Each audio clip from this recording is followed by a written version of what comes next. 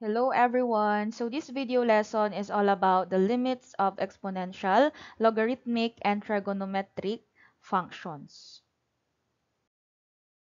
So in solving these functions, okay, same lang sa mga nauna, we can directly substitute. Okay, so in exponential functions, okay, you have to remember that the limit of b raised to g of x as x approaches a is equal to b raised to g of a. Okay, and also we have the limit of e raised to g of x as x approaches a is equal to e raised to g of a. Okay, so as you can see, dito sa illustration natin, though wala pa tayong nabigay na example, yung A natin, okay, sinubstitute lang siya doon sa exponent natin dito na x. Okay? So, isa-substitute lang natin siya. Yung value nung dito, nung A natin is, isa-substitute lang natin siya sa value ng x natin. Okay? So, to fully understand that, okay, so we have here an example. So we have to evaluate the limit of 3 raised to 2x minus 3 plus 5 as x approaches 4. Okay? So just like what I've said, we are just going to substitute, okay, the value of this one to our variable in the function. Okay? So we have here, okay, so since function yung pinag-uusapan natin, so we can write that. So let's copy. So limit of 3 times, I mean 3 raised to 2x minus 3 plus 5, okay, as x approaches 4 is also equal to f of 4. Okay, so ibig sabihin, papalitan natin lahat yung x ng 4. Yun yung ibig sabihin niya. Okay, so we have now f of 4 is equal to, we have 3 raised to 2x minus 3 plus 5. Tapos, isa-substitute na natin. So, 3 raised to 2 times 4 minus 3 plus 5. Okay? Plus 5. Ayan. Then, let's solve. So, we have 3 raised to 2 times 4 is 8 minus 3 plus 5. And then, 3 raised to 8 minus 3 is 5 plus 5. And 3 raised to 5 plus 5, that is equal to 248. Okay? So, therefore, the limit of this, the limit of 3 raised to 2x minus 3 plus 5 as x approaches 4 is 248. Okay? So, ganun lang siya kasimple. Okay? Next, we have the next example. Evaluate the limit of 125. So, that's exponent ha, raised to 1 over 2x minus 7. So, exponent yan, medyo napalaki lang. Plus 2 as x approaches 5. Okay? So, ganun lang din. So, ito, of course, equal siya sa f of 5. So, isa-substitute lang natin siya. So, magiging f of 5, okay, is equal to, okay, 125 raised to 1 over 2x minus 7 plus 2. Okay, then substitute 5. 125 raised to 1 over 2 times 5, okay, minus 7 plus 2. Okay, so nilitan ko para maging mukha talaga siyang exponent. Yan, then after nyan, let's solve. So we have 125 raised to 1 over 2 times 5 is 10, okay, minus 7 plus 2. So isa-isahin natin. Then we have 125 raised to 1 over 3 or 1/3 plus 2. Okay, then if you're going to solve that, 125 raised to 1/3, okay, is equal to 5 plus 2. So we have 7. Okay? So therefore, the limit, okay, of 125 raised to 1 over 2x minus 7 plus 2 as x approaches 5 is positive 7. Okay?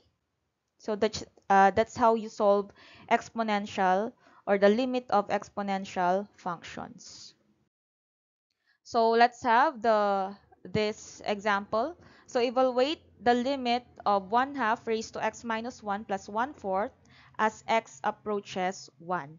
Okay, so dito, papalitan natin yung x ng 1. So we have f of 1 is equal to, okay, 1/2 raised to x minus 1. So let's just copy first, plus 1/4. Then we have 1/2 raised to, o yung 1 natin, we have 1 minus 1 plus 1/4. So 1/2 raised to 0 plus 1/4. So tatandaan ninyo, okay, any number, okay, raised to 0, malaki man yan kahit gaano yan kalaki or gaano kaliit, okay, raised to 0, that is always equal to 1. Okay, so any number raised to 0 is equal to 1 plus 1/4. Okay, so that is equal to 5/4, or pag gagawin nating decimal, we have 1.25. So therefore, the limit of 1/2 raised to x minus 1 plus 1/4 as x approaches 1 is 1.25. Okay? So, that's it for exponential functions. Now, let's move on with logarithmic functions. Okay, so in here, you have to remember these two also. Okay, so first, the limit of log of g of x with base b as x approaches a is equal to log of g of a with base b. Okay, and we have the limit of ln, okay, or ln natin is yung natural logarithm na tinatawag, raised to g of x as x approaches a is equal to ln raised to g of a. Where, okay, tatandaan ninyo to, yung g of a natin dapat daw siya ay greater than 0. Okay, so it should be greater than 0. Okay, so let's have an example. Okay, so evaluate the limit of log of 3x squared plus 2x minus 4 with base 3 as x approaches 5. Okay, so in here, same procedure lang. You have to substitute, okay, the value of this number, okay, our a, the value of a to our x. Okay, so kung makikita ninyo, andyan yung a natin, andyan yung x natin, naging nandito yung a. So, sinubstitute lang natin siya. Same goes with this one. Okay, so ang gagawin natin dyan, so we have f of, so yung function natin, f of 5, yung isa-substitute. So, we have the log, okay, kopyahin pala muna natin ito. So, log of 3x squared plus 2x minus 4 with base 3. So, let's substitute. Okay. So, we have 3 times 5 squared plus 2 times 5 minus 4. Again, paano nangyari to? Sinubstitute lang natin yung value ng a natin, okay, sa lahat ng x natin. Okay. So, we have here 3 times 5 squared is 25 plus 2 times 5 is 10 minus 4. Then, again, let's simplify, let's solve. So, 3 times 25 is 75 plus 10 minus 4. Okay? So, malapit na. We have 75 plus 10 is 85. 85 minus 4 is 81. Okay? So, if you're going to solve this one, log of 81 with base 3 is equal to 4. Okay? So, yan na yung magiging final answer natin. So, the limit of this logarithmic function, okay, is 4. Okay? So, ganun lang siya kadali. Isa-substitute lang natin. Next, we have the next example. Evaluate the limit of log of 5x plus 2 over 10x plus 12 plus 6, okay, as x approaches to negative 1/5. Okay, so kung ito mapapansin ninyo, ito ay wala siyang base. So, tatandaan ninyo kapag walang base na nakalagay sa ating logarithmic function o logarithmic equation, okay, automatic siya ay 10. Yung base niya ay 10. Okay? So, na-topic natin siya sa general mathematics natin. Okay? So, we have here, again, yung ano natin, yung value ng a natin or yung function natin ay ipapalitan na, yung mga x natin ay papalitan natin ng negative 1/5 kasi negative 1/5 yung nandito. Okay, so let's just copy first yung ating given. So log of 5x plus 2 over 10x plus 12 plus 6. Okay, then let's change, okay? Or palitan natin yung mga x natin ng negative 1/5. So log of 5 times negative 1/5, okay, plus 2 over 10 times negative 1/5 plus 12 plus 6. Okay? So we have the log of, okay? So the log of, pag sinolve natin yan, okay, i-direct na natin siya, we will get 110 plus 6. Okay? So, i-direct na ninyo. You can solve manually, but you can also solve that, of course, using calculator. So, pag sinolve ninyo ito, ang lalabas ay log of 110 plus 6. Okay? Is equal to, okay? So, pag sinolve natin yan, we have 5. So, the answer here or the limit here is 5. Again, paano nakuha yan? You just simplify it or you can use your calculator directly. Okay?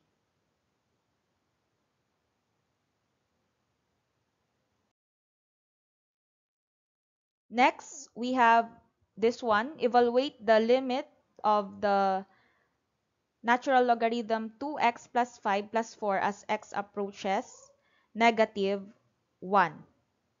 Okay, so in here, our a is negative 1. So f of negative 1 is equal to ln. Okay, so kailangan may parenthesis siya kasi hindi included ang 4. Baka makalimutan natin. Dito nakapaloob yung ating, or ito yung nakapaloob sa ating parenthesis. So, hindi kasama yung 4. So, kailangan may parenthesis pa rin. Okay, 2x plus 5 plus 4. Then, substitute negative 1 to our x. So, we have ln of 2 times negative 1 plus 5 plus 4. Then, let's simplify. That will be, ln, okay? So, yung ln natin, 2 times negative 1 is negative 2, plus 5 is 3. So, ln 3 plus 4. And if you're going to solve that, i-direct na ninyo sa calculator, pindutin ninyo yung ln nyo dyan, and then 3, okay? So, dapat, lagyan nyo ng parenthesis, okay? Para makasure tayo na tama yung magiging answer nyo. Okay? So, ln 3 plus 4, that is equal to 5.0986. Okay? Or maybe you can round off into 2 decimal places. So, pwede siyang 5.10. Okay? So, 5.10. So, therefore, the limit of this logarithmic function, ln 2x plus 5 plus 4 as x approaches negative 1 is 5.10. Okay? So, that's how you solve the limit of logarithmic functions. Next, let's have these trigonometric functions. Okay? So, in here, you have to remember this. Okay? This 6. Okay? So, we have the limit of sine g of x as x approaches a is equal to sine of g of a. Okay? Limit of cosine g of x as x approaches a is equal to cosine g of a. Then we have the limit of the tangent g of x as x approaches a is equal to tangent g of a. Next, we have the limit of cos secant g of x as x approaches a is equal to cos secant g of a. Then the limit of secant g of x as x approaches a is equal to secant g of a. The limit of cotangent g of x as x approaches a is equal to cotangent g of a. Okay? So, as you can see, same lang siya. Yung A natin dito, sinubstitute lang natin siya dito sa X natin. Kaya siya naging ganito. O, same lang yan sa 5 pa. Okay? So, isa-substitute lang natin siya. Then, we are also going to use this unit circle of dito sa trigonometric functions natin, okay, in solving the limit. So, we are going to use this one. Okay, yung unit circle natin na tinatawag.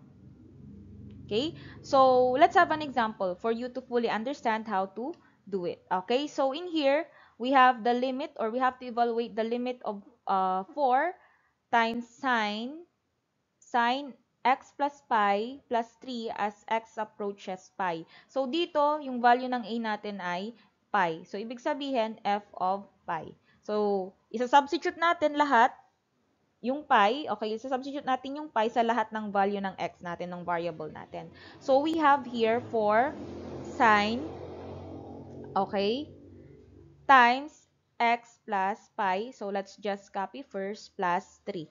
Okay, then we have 4 sine, wait lang. 4 sine, okay, x, palitan na natin. So, we have here pi pi plus 3. Okay? Then, simplify. 4 sine pi plus pi, of course, that is 2 pi.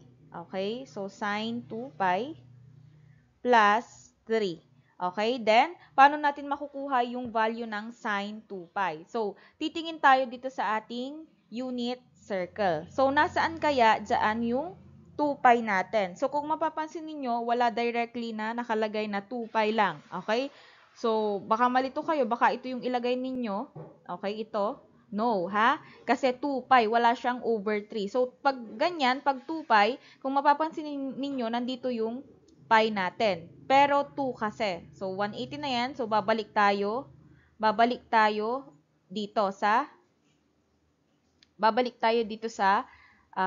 zero natin.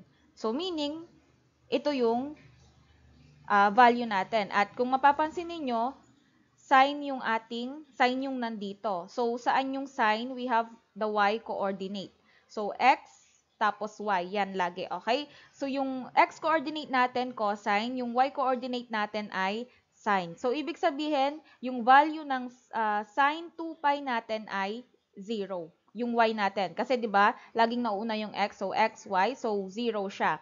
So, pag sinubstitute nyo yan dito, 4 times the sine 2 pi is equal to 0 plus 3. So, that is 4 times 0 is 0 plus 3. Okay? That is 3. So, therefore, okay, the limit of this trigonometric function is 3. Okay? So, yun na yung answer natin.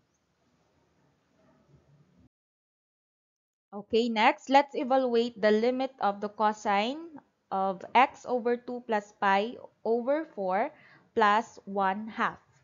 Okay, as x approaches pi. So, as you can see here, yung a natin ulit ay pi yung value niya. So, our f is f of pi. Okay, then let's copy cosine.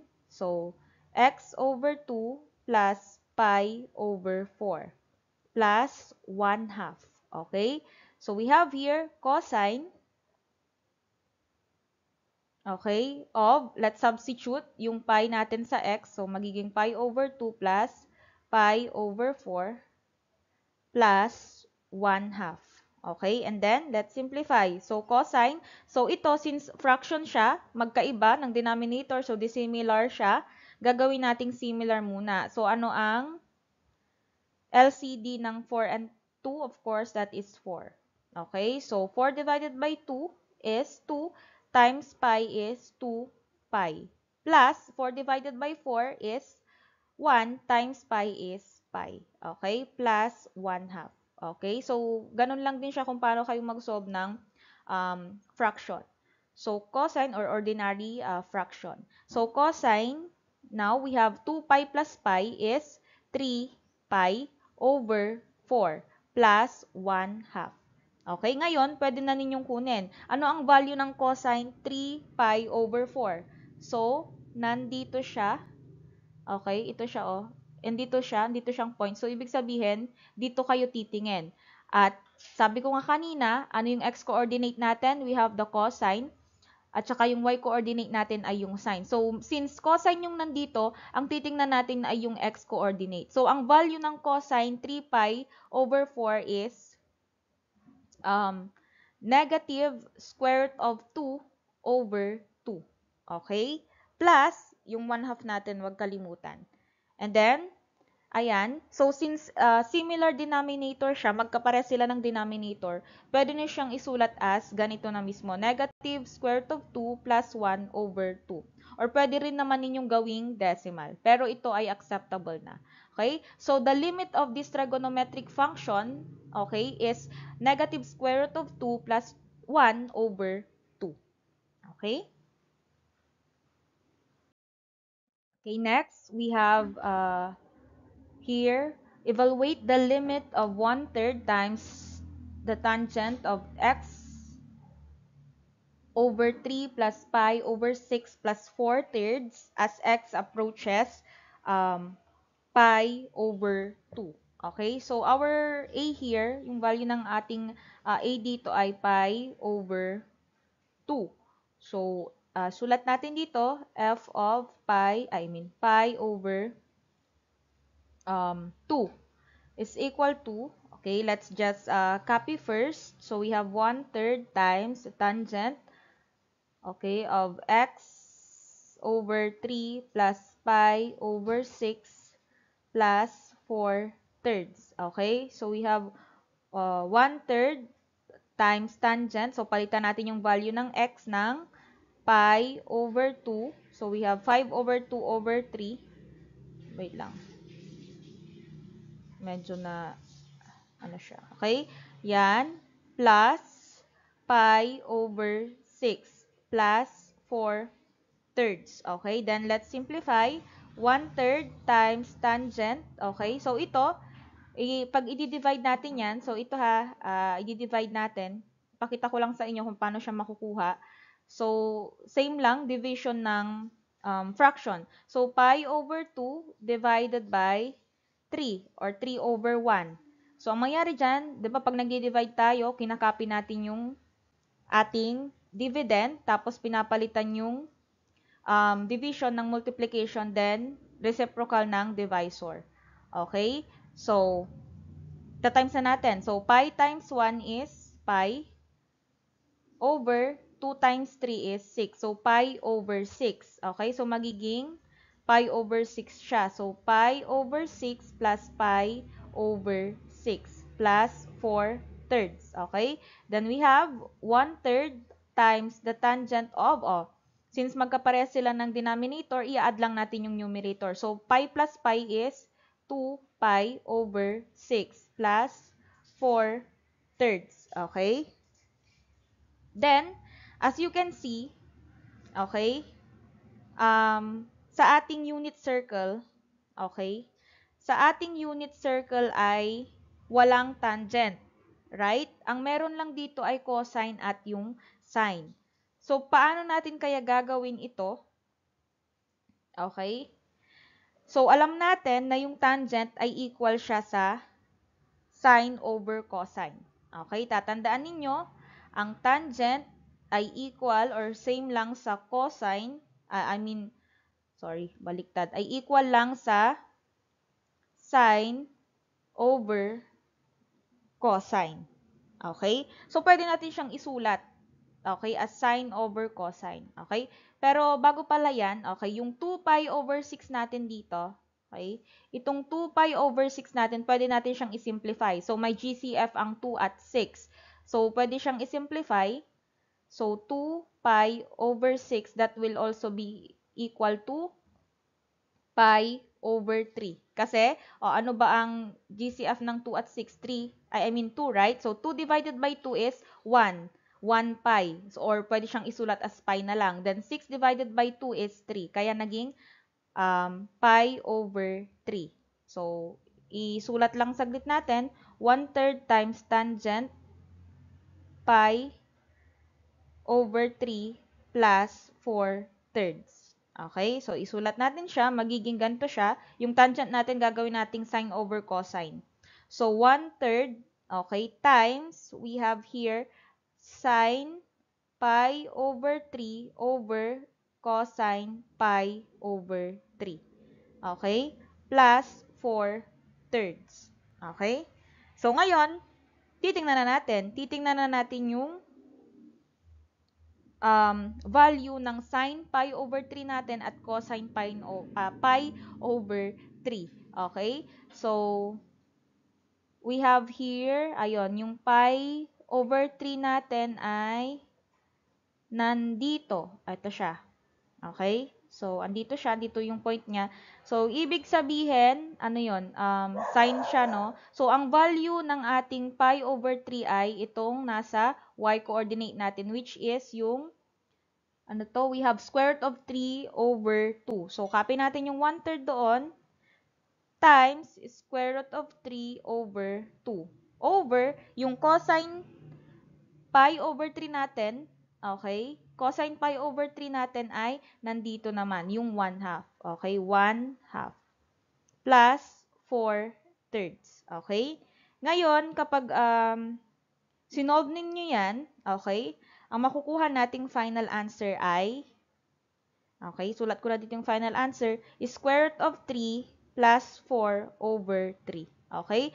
So, therefore, the limit of this trigonometric function given is square root of 3 plus 4 over 3. Okay? So, that's it for this video lesson. Okay? So, sana naintindihan. Thank you!